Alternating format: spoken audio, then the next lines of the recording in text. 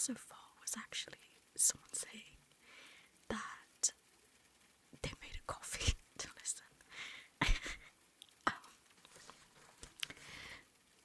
Whether you're tuning in to listen to the story or just to simply fall asleep, I appreciate it either way. So yeah, I just wanted to say that. Today we're going to be reading chapter 4 of Dracula. Again, if you haven't been here since the start, please start from the beginning if you don't want to miss anything of the story. Chapter 4, Jonathan Harker's Journal, continued. I awoke in my own bed. If it be that I had not dreamt, the Count must have carried me here. I tried to satisfy myself on the subject, but could not arrive at any unquestionable result. To be sure, there were certain small evidences, such as that my clothes were folded and laid by in a manner which was not my habit. My watch was still unwound, and I am rigorously accustomed to wind it the last thing before going to bed, and many such details. But these things are no proof, for they may have been evidences that my mind was not as usual, and from some cause or another I had certainly been much upset. I must watch for proof. Of one thing I am glad. If it was the Count that carried me here and undressed me, he must have been hurried in his task, for my pockets are intact. I am sure this diary would have been a mystery to him which he would not have brooked. He would not have taken or destroyed it. As I look round this room, although it has been to me so full of fear, it is now a sort of sanctuary, for nothing can be more dreadful than those awful women who are, waiting to suck my blood. 18th of May. I have been down to look at the room again in daylight, for I must know the truth. When I got to the doorway at the top of the stairs, I found it closed. It had been so forcibly driven against the jamb that part of the woodwork was splintered. I could see that the bolt of the lock had not been shut, but the door is fastened from the inside. I fear it was no dream, and must act on this surmise. 19th of May. I am surely in the toils. Last night the Count asked me in the suavest tones to write 3 letters, one saying that my work here was nearly done, and that I should start for home within a few days, another that I was starting on the next morning from the time of the letter, and the third that I had left the castle and arrived at Bistritz. I would fain have rebelled, but felt that in the present state of things it would be madness to quarrel openly with the Count, whilst I am so absolutely in his power, and to refuse would be to excite his suspicion and to arouse his anger. He knows that I know too much, and that I must not live, lest I be dangerous to him. My only chance is to prolong my opportunities. Something may occur which will give me a chance to escape. I saw in his eyes something of that gathering wrath which was manifest when he hurled that fair woman from him. He explained to me that posts were few and uncertain, and that my writing now would ensure ease of mind to my friends, and he assured me with so much impressiveness that he would countermand the later letters, which would be held over at Bistritz until due time, in case chance would admit of my prolonging my stay. That to oppose him would have been to create new suspicion. I therefore pretended to fall in with his views, and asked him what dates I should put on the letters. He calculated a minute and then said, the first should be June 12th, the second June 19th, and the third June 29th. I know now the span of my life. God help me. 28th of May. There is a chance of escape, or at any rate of being able to send word home. A band of Skeini have come to the castle and are encamped in the courtyard. These Skeini are gypsies. I have notes of them in my book. They are peculiar to this part of the world.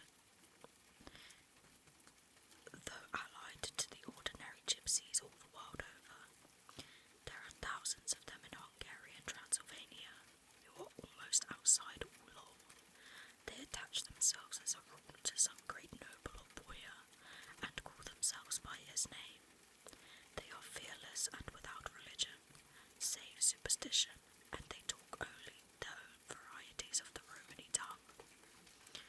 I shall write some letters home, and shall try to get them to have them posted. I have already spoken to them through my window to begin an acquaintanceship.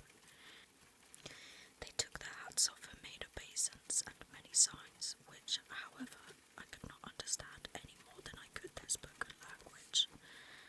I have written the letters. Minas is in shorthand, and I simply ask Mr. Hawkins to communicate with her. To her I have explained my situation, but without the horrors which I merely surmise. It would shock and frighten her to death were I to expose my heart to her. Should the letters not carry, then the Count shall not yet know my secret or the extent of my knowledge. I have given the letters. I threw them through the bars of my window with a gold piece, and made what signs I could to have them posted. The man who took them pressed them to his heart and bowed, and then put them in his cap. I could do no more. I stole back to the study and began to read. As the Count did not come in, I have written here. The Count has come.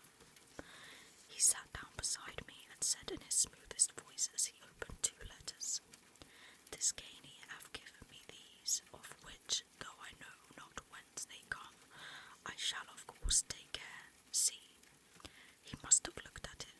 One is from you, and to my friend Peter Hawkins the other. Here he caught sight of the strange symbols as he opened the envelope, and the dark look came into his face, and his eyes blazed wickedly. The other is a vile thing, an outrage upon friendship and hospitality. It is not signed. Well, so it cannot matter to us. And he calmly held letter and envelope in the flame of the lamp till they were consumed. Then he went on. The letter to Hawkins, that I shall, of course, send on, since it is yours. Your letters are sacred to me. Your pardon, my friend, that unknowingly I did break the seal. Will you not cover it again? He held out the letter to me, and with a courteous bow handed me a clean envelope. I could only redirect it and hand it to him in silence. When he went out of the room, I could hear the key turn softly.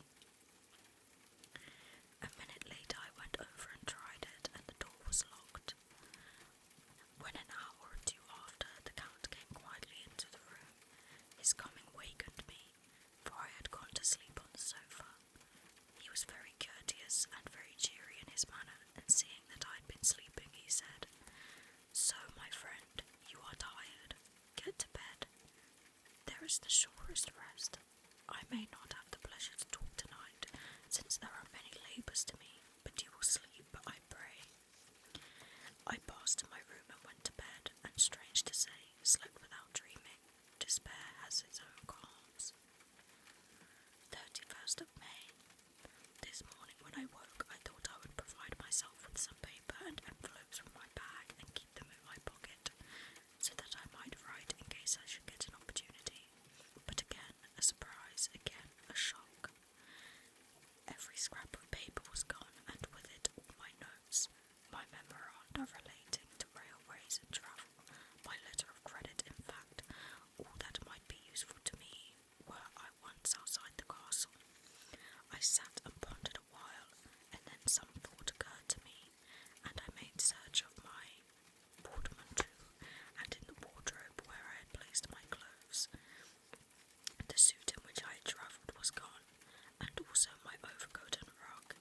I could find no trace of them anywhere. This looked like some new scheme of villainy. 17th of June. This morning, as I was sitting on the edge of my bed, cudgelling my brains,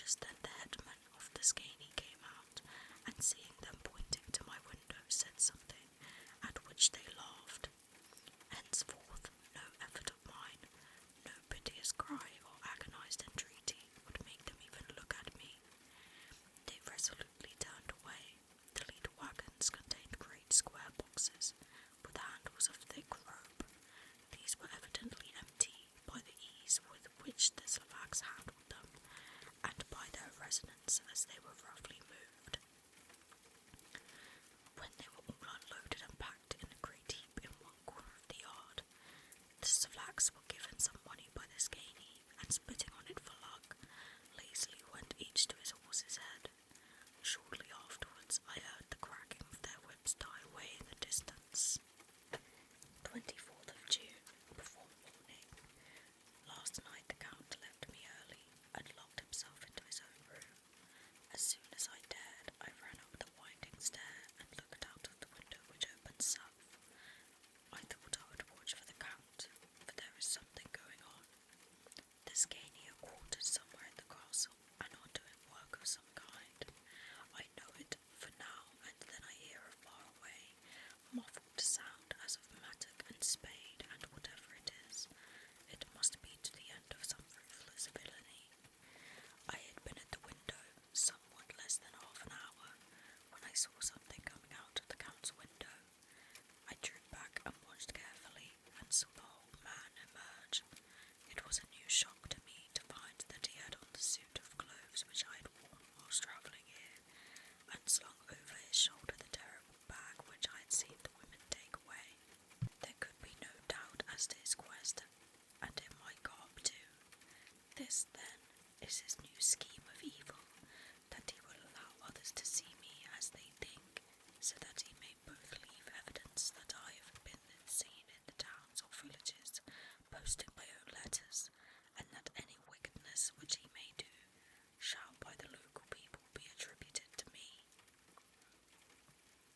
It makes me rage to think that this can go on, and whilst I am shut up here, a veritable prisoner, but without that protection of the law which is even a criminal's right and consolation.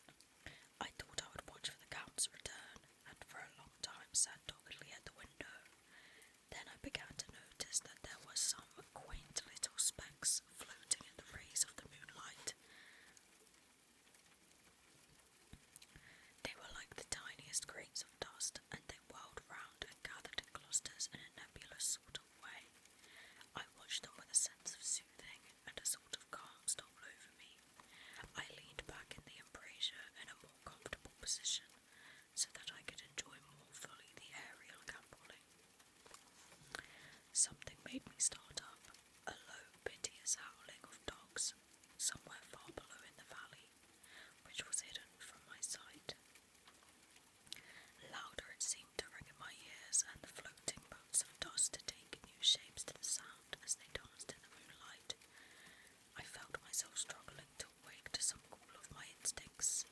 Nay, my very soul was struggling, and my half-remembered sensibilities were striving to answer the call. I was becoming hypnotized. Quicker and quicker danced the dust, and the moonbeams seemed to quiver as they went by me into the mass of gloom beyond.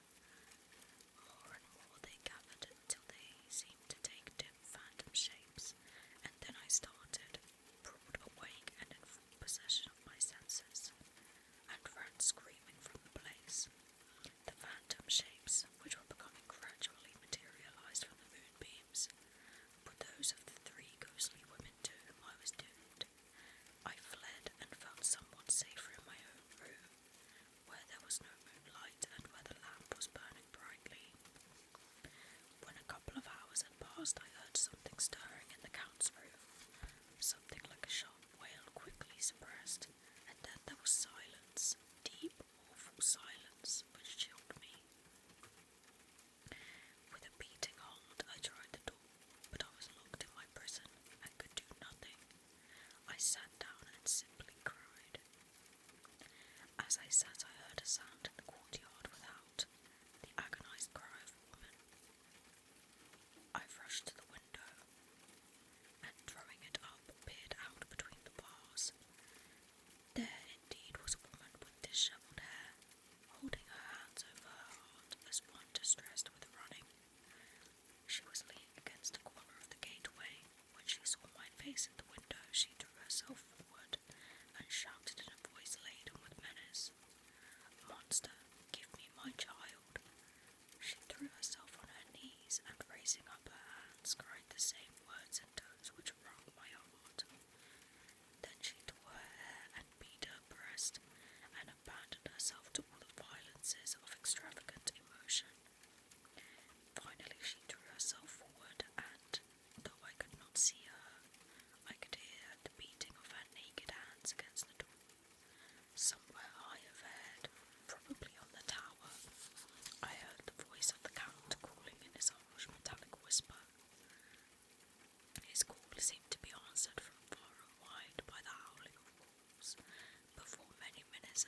last, a pack of them poured, like a pent-up dam when liberated, through the wide entrance into the courtyard. There was no cry from the woman, and the howling of the wolves was cut short. Before long they streamed away singly, licking their lips. I could not pity her, for I knew now what had become of her child, and she was better dead. What shall I do? What can I do? How can I escape from this dreadful pool of night and gloom and fear? 25th June, morning. No man knows till he has suffered from the night how sweet and how dear to his heart and eye the morning can be. When the sun grew so high this morning that it struck the top of the great gateway opposite my window, the high spot which it touched seemed to me as if the dove from the ark had lighted there. My fear fell from me as if it had been a vaporous garment which dissolved in the warmth. I must take action of some sort while the courage of the day is upon me. Last night one of my post-dated letters went to post, the first of that fatal series which is to blot out the very traces of my existence from the earth. Let me not think of it. Action. It has always been at night time that I have been molested or threatened, or in some way in danger or in fear. I have not yet seen the Count in the daylight. Can it be that he sleeps when others wake, that he may be awake whilst they sleep? If I could only get into his room, but there is no possible way. The door is always locked, no way for me. Yes, there is a way, if one dares to take it. Where his body has gone, why may not another body go? I have seen him myself, crawl from his window. Why should I not imitate him and go in by his window? The chances are desperate, but my need is more desperate still. I shall risk it. At the worst it can only be death, and a man's death is not a calf's, and the dread hereafter may still be open to me. God help me in my task. Goodbye, Mina, if I fail. Goodbye, my faithful friend and my second father. Goodbye, all, and last of all, Mina. Same day, later, I have made the effort, and, God helping me, have come safely to his room. I must put down every detail in order. I went whilst my courage was fresh straight to the window on the south side, and at once got outside of the narrow ledge of stone, which runs round to the building on the side. The stones were big and roughly cut, round the building on this side. The stones were big and roughly cut, and the mortar had by process of time been washed away between them. I took off my boots and ventured out on a desperate way. I looked down once, so as to make sure that a sudden glimpse of the awful depth would not overcome me, but after that kept my eyes away from it. I knew pretty well the direction and distance of the Count's window, and made for it as well as I could, having regard to the opportunities available. I did not feel dizzy. I suppose I was too excited, and the time seemed ridiculously short till I found myself standing on the windowsill and trying to raise up the sash. I was filled with agitation, however, when I bent down and slid feet foremost in through the window. Then I looked around for the Count, but with surprise and gladness made a discovery. The room was empty. It was barely furnished with odd things, which seemed to have never been used. The furniture was something the same style as that in the south rooms, and was covered with dust. I looked for the key, but it was not in the lock, and I could not find it anywhere. The only thing I found was a great heap of gold in one corner, gold of all kinds, Roman and British and Austrian and Hungarian,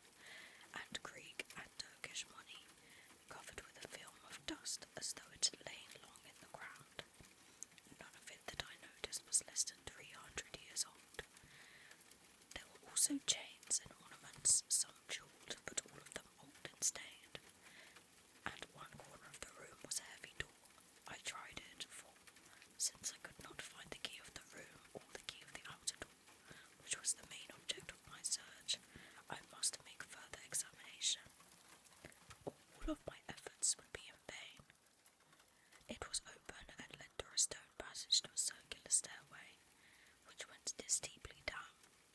I descended, minding carefully where I went, for the stairs were dark, being only lit by loopholes in the heavy masonry. At the bottom there was a dark tunnel-like passage, through which came a deathly sickly odour, the odour of old earth newly turned. As I went through the passage, the smell grew closer and heavier. At last I pulled open a heavy door which stood ajar, and found myself in an old, ruined chapel, which had evidently been used as a graveyard. The roof was broken, and in two places were steps leading to vaults, but the ground had recently been dug over, and the earth placed in great wooden boxes, manifestly those which had been poured by the Slavaks. There was nobody about, and I made search for any further outlet, but there was none. Then I went over every inch of the ground, so as not to lose chance. I went down even into the vaults, where the dim light struggled, although to do so was a dread to my very soul. Into two of these I went, but saw nothing except fragments of old coffins and piles of dust. In the third, however, I made a discovery. There, in one of the great boxes, of which there were 50 in all, on a pile of newly dug earth, lay the Count. He was either dead or asleep, I could not say which, for the eyes were open and stony, but without the glassiness of death, and the cheeks had the warmth of life through their pallor, and the lips were as red as ever. But there was no sign of movement, no pulse, no breath, no beating of the heart. I bent over him and tried to find any sign of life, but in vain. He could not have lain there long, for the earthy smell would have passed away in a few hours. By the side of the box was its cover, pierced with holes here and there. I thought he might have the keys on him, but when I went to search I saw the dead eyes, and in them, dead though they were, such a look of hate, though unconscious of me or my presence, that I fled from the place, and leaving the Count's room by the window, crawled again up the castle wall. Regaining my own chamber, I threw myself panting upon the bed and tried to think. 29th June. Today is the date of my last letter, and the Count has taken steps to prove that it was genuine, for again I saw him leave the castle by the same window and in my clothes. As he went down the wall, lizard fashion, I wished I had a gun or some lethal weapon, that I might destroy him, but I fear that no weapon wrought alone by man's hand would have any effect on him. I dared not wait to see him return, for I feared to see those weird sisters. I came back to the library and read there till I fell asleep. I was awakened by the Count, who looked at me as grimly as a man can look as he said, "Tomorrow, my friend, we must part. You return to your beautiful England, I to some work which may have such an end that we may never meet. Your letter home has been dispatched. Tomorrow I shall not be here, but all shall be ready for your journey. In the morning come the Skeiny, who have some labours of their own here, and also come some Slavaks.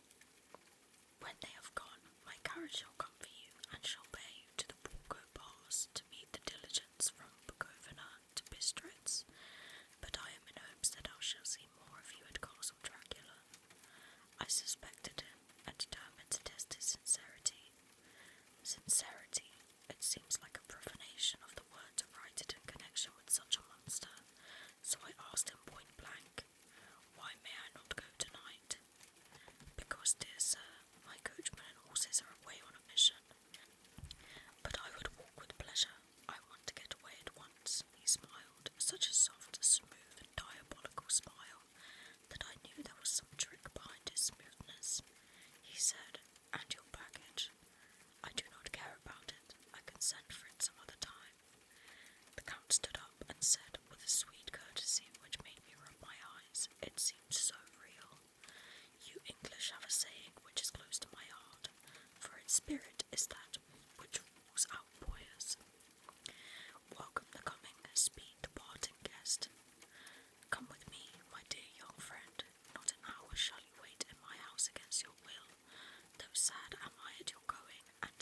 so suddenly desire it come. With a stately gravity, he, with the lamp, preceded me down the stairs and along the hall. Suddenly he stopped. Hark! Close at hand came the howling of many wolves. It was almost as if the sound sprang up at the raising of his hand, just as the music of a great orchestra seems to leap under the baton of the conductor. After a pause of a moment, he proceeded, in his stately way, to the door, drew back the ponderous bolts, unhooked the heavy chains, and began to draw it open. To my intense astonishment, I saw that it was unlocked. Suspiciously, I looked all around, but could see no key of any kind. As the door began to open, the howling of the wolves without grew louder and angrier. Their red jaws with champing teeth and their blunt-clawed feet as they leaped came in through the opening door. I knew that to struggle at that moment against the Count was useless. With such allies as these at his command, I could do nothing. But still the door continued slowly to open, and only the Count's body stood in the gap. Suddenly it struck me that this might be the moment and the means of my doom. I was to be given to the wolves, and at my own instigation. There was a diabolical wickedness in the idea great enough for the Count, and as a last chance I cried out, "Shut the door, I shall wait till morning," and covered my face with my hands to hide my tears of bitter disappointment. With one sweep of his powerful arm, the Count threw the door shut, and the great bolts clanged and echoed through the hall as they shot back into their places. In silence we returned to the library, and after a minute or two I went into my own room. The last I saw of Count Dracula was his kissing his hand to me with a red light of triumph in his eyes, and with a smile that Judas and Hell might be proud of. When I was in my room and about to lie down, I thought I heard a whispering at my door. I went to it softly and listened. Unless my ears deceived me, I heard the voice of the Count. "Back, back, to your own place. Your time is not yet come. Wait, have patience. Tomorrow night is yours." There was a low, sweet ripple of laughter, and in a rage I threw open the door, and saw without the three terrible women licking their lips. As I appeared, they all joined in a horrible laugh, and ran away. I came back to my room, and threw myself on my knees. It is then so near the end. Tomorrow, tomorrow. Lord help me, and those to whom I am dear. 30th of June, morning. These may be the last words I ever write in this diary. I slept till just before the dawn, and when I woke threw myself on my knees, for I determined that if death came he should find me ready. At last I felt that subtle change in the air, and knew that the morning had come. Then came the welcome cockcrow, and I felt that I was safe. With a glad heart I opened my door and ran down to the hall. I had seen that the door was unlocked, and now escape was before me. With hands that trembled with eagerness, I unhooked the chains and drew back the massive bolts. But the door would not move. Despair seized me. I pulled and pulled at the door, and shook it till, massive as it was, it rattled in its casement. I could see the bolt shot. It had been locked after I left the Count. Then a wild desire took me to obtain the key at any risk, and I determined then and there to scale the wall again, and gain the Count's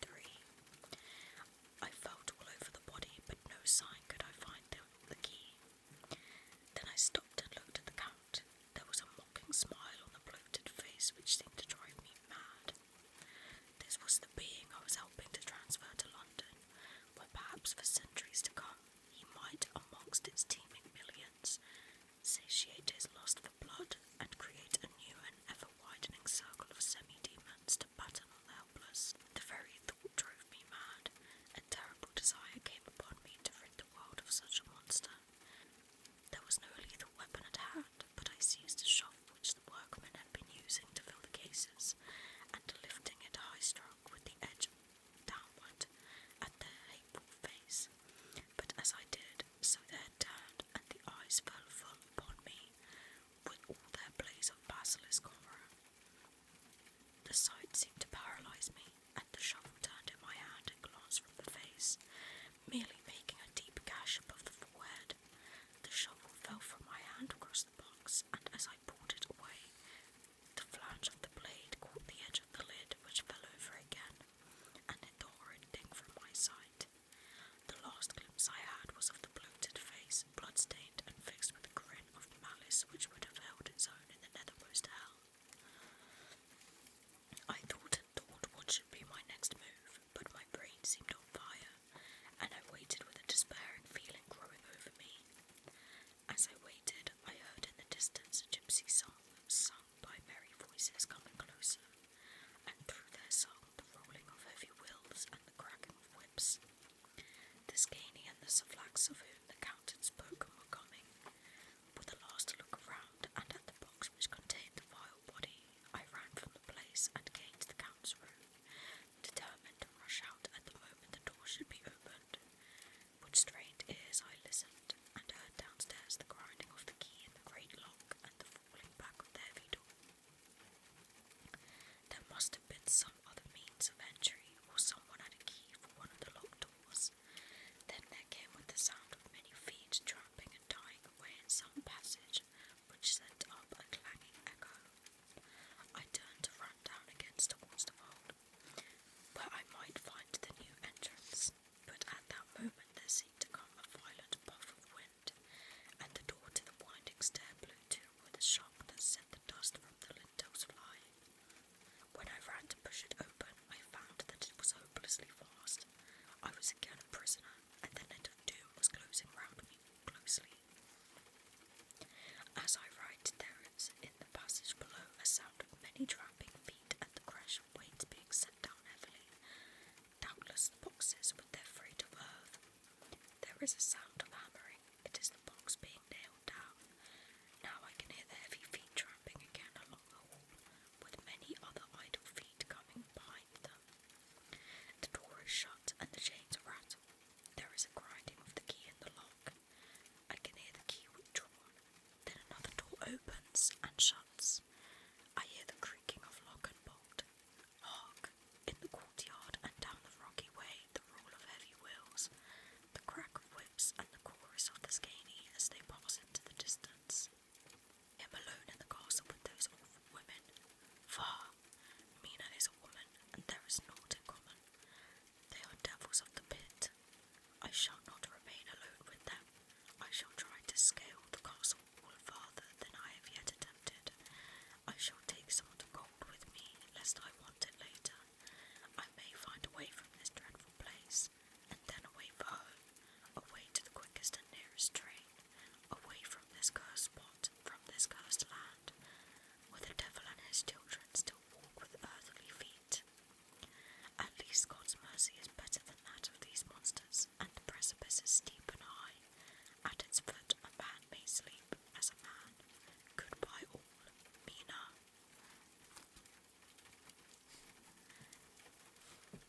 Thank you for joining me for Chapter 4 of Dracula by Bram Stoker. You can look forward to my reading next week, every Saturday for ASMR Saturdays. I think next week I will be reading chapters 5 and 6 in the same video because chapter 5 looks very short. Whether you're still here listening or asleep, I hope you're having a good day or evening so far and that you can get plenty of rest soon.